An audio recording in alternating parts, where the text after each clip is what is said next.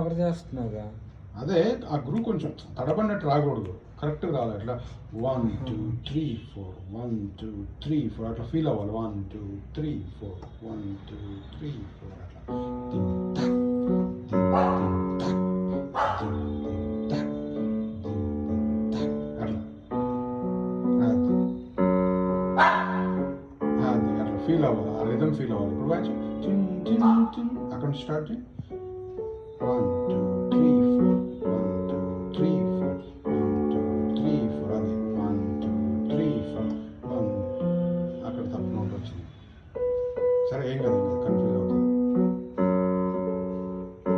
మళ్ళీ ఫస్ట్ నుంచి రెడీ. 1 2 3 4 1 2 టిన్ టిన్ టిన్ 3 అనగానే అనమాట, బిఫోర్ బీట్ కదా. 1 2 3 అట్లా 1 2 3 4 1 2 టిన్ టిన్ టిన్ అది అది అది అట్లా before beat, on beat, after beat ఉంటాయి అన్నమాట. ఓకేనా? అది ఇదేంటిది బిఫోర్ బీట్.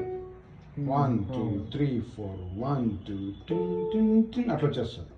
అది 1 2 3 4 1 2 అది అది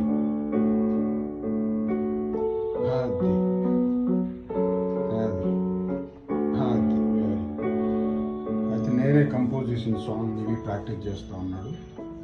మంచి పాట. రెడీ? నేను ఓన్లీ సాంగ్ పాడతా. 1 2 3 4 1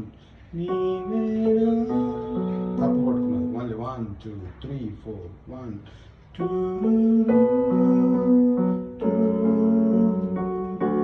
అది వెరీ గుడ్.